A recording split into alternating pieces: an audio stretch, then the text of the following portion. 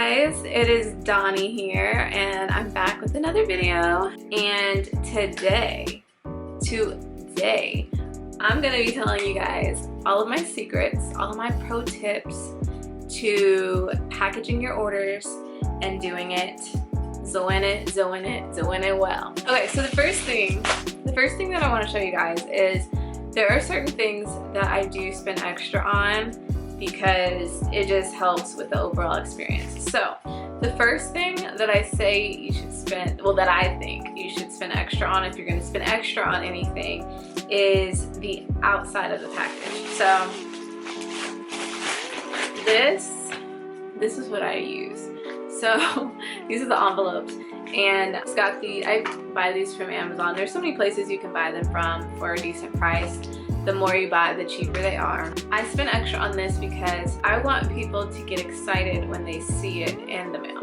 There's something like, it makes you super excited when you get a package, but you're even more excited when it looks cute. I spend a little extra on the outside of the package. So like, even if your stuff comes in boxes, I would say like invest in a custom tape that has like your branding on it or something.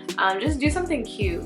Just do something that makes your stuff look significant. A lot of people do have these, but there are like a lot more like different ones, or you can do custom ones that have like your brand on them, whatever. You don't have to spend that much, but I just say like get something that stands out, you know? Okay, the other thing that's super important that you need to I guess splurge on is the proper casing, like for your stuff. So make sure that you're getting bubble wrap or just whatever you need to make sure your product is not moving around, especially if it's in glass, or it just depends on what it is, but just make sure that you wrap your stuff up safely. So whatever it is that you need to buy, whether it's bubble wrap or like those packaging peanuts, whatever, get it, please get it. So definitely invest in something that can protect your product. The other thing you want to invest in is pretty business cards and postcards. A pro tip is on your postcard, have a promo code that expires. The point of putting a promo code on your postcard in the first place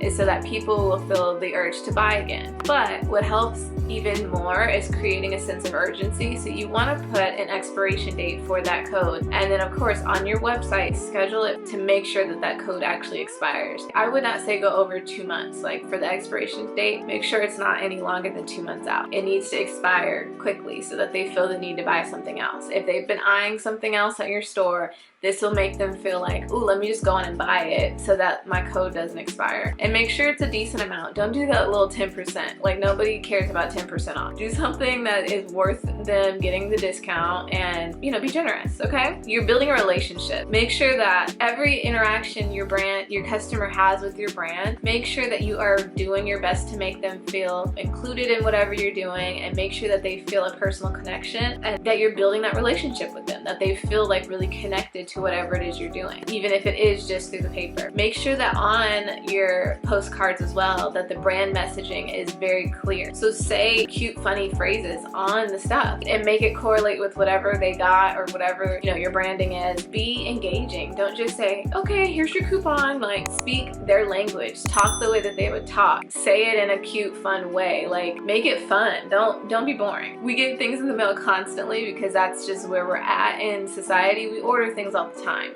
So make your stuff stand out, okay? Make the experience different from what it would be if they order something off of Amazon. Like, don't be boring.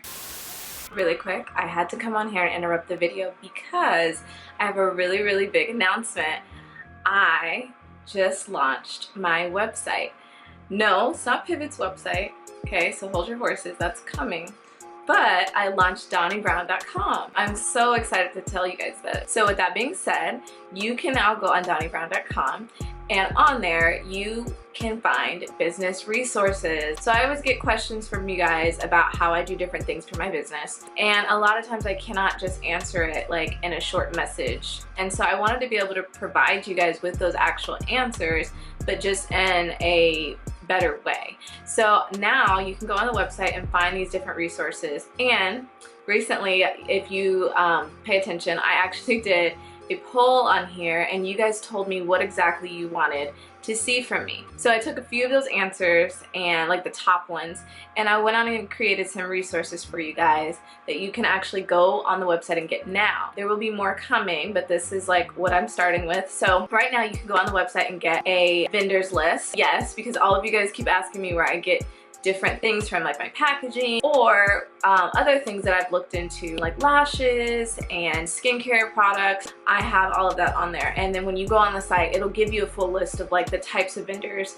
you know, that I have on there. So along with that, I also have a guide that I made teaching you exactly how I work with influencers. When I first started So Luxe back in 2018, we were not getting any sales that first month. And I was like devastated, and I didn't have any money to invest really because I had spent so much money getting it off the ground. So what I did was I started working with influencers. Over months of me doing it, I learned so much, and I ended up starting to make daily sales, you know, because of working with these influencers. And then I started repurposing the content and making even more sales, and then my own audience finally started buying into my brand because I was working with these influencers. In this training, I'm going to go into detail exactly on how I did that and how I was able to generate so many sales through working with influencers. I also have a free business planner for 2020 if you want to use that. So in this planner, I share exactly how I map out everything from my week, my day-to-day, my goals, and also how I map out my financial goals and stuff like that. Make sure you go get that. That's completely free. Just tell me what you think. If you go to the website and you look at it, even if you don't pick up anything, just put it on your story and let me know what you think of the website. So thank you. Now back to the video. The next pro tip, this one is a big one that a lot of people do not do, but I learned this from a company that I used to work for. Either you can get these papers pre-made, or you can actually just do it yourself. But it's so beneficial if you print the return policy, just all your policies, any policy relating to them getting this product, returning it, exchanging it, whatever.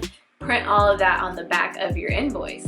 One, it saves you paper, and two, it makes you look more legit because you're being transparent. So if it's hard for them to figure out, like, okay, if I'm not happy with this, you know, what are my options? If it's hard for them to figure that out and they can't find it on your website, or they're having a hard time getting in contact with you, all of that stuff, that makes people like super upset and they never want to buy from you again. So if you just make it easy and just be super transparent and answer questions that they haven't even asked by printing it on the back of their invoice and just making that whole process super easy, then they will love you for it. So do that. Also, just something that I had to learn the hard way. Say you're printing the shipping label and you're gonna tape it to the box yourself and it's not on a sticker, make sure that you do not tape over the barcode at all. Because when you do that, it can possibly mess up their ability to scan the barcode, and that is not what you want. So make sure that you're careful in where you tape the shipping label. Also, if you want sticker labels, I believe UPS, you can actually just request them from UPS for free because they provide them, I think. My mom does it. Like, she gets these labels, these stickers from them for free, and then she just cuts off, because on the bottom it says UPS, and she just cuts that part off, and then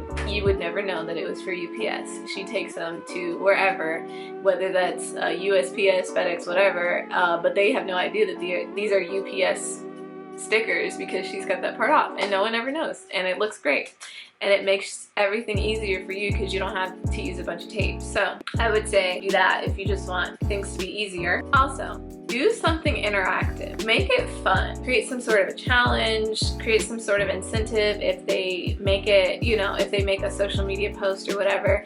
But just do something different that you haven't seen everyone else do. Or you can do something to where they're entered in a giveaway if they post about your stuff. Like, make everything interactive so that people feel compelled to post and share with their following. Don't make it overly complicated though, because anytime it gets super complicated, they're not going to do it. Make it as simple as possible, but fun and engaging, okay? Because that's ultimately what you want. You want people to be excited, but don't make it too hard. But yeah, make sure you give some sort of good incentive, like make it good. Like, don't make it just like, you win a free sample of this. Like, it needs to be something good. Like, they're entering to win a whole set of something, but make sure it's something that they would feel compelled to post about, like to post about you to win. Also, you want to make sure that you send each customer a follow-up email email saying thank you for purchasing, but you want to do this after you know that it's arrived, okay? After you know that the product has arrived, then send them a thank you letter and make sure that you put in there, you want to put a number of things. So you want to put thank you, you want to ask them like to review the product, like if they liked it, ask them if they would be willing to review it.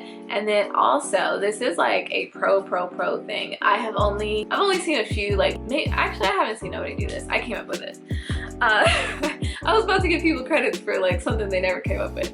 I don't think I've ever seen anyone do this. Maybe one person, maybe like somebody that, like a brand that doesn't even sell makeup, like they just do something totally different. But it's a really great idea if you send some sort of video or photo tutorial of how to use your product or ideas on how to use your product, you know, based on what they bought. So if they bought, you know, I don't know, a mascara, it would be cute if you gave tips on like how to make your lashes look extra thick with the mascara, or how to do X, Y, and Z. You know, that would be really cute if you gave them some sort of a video tutorial or some sort of photo tutorial.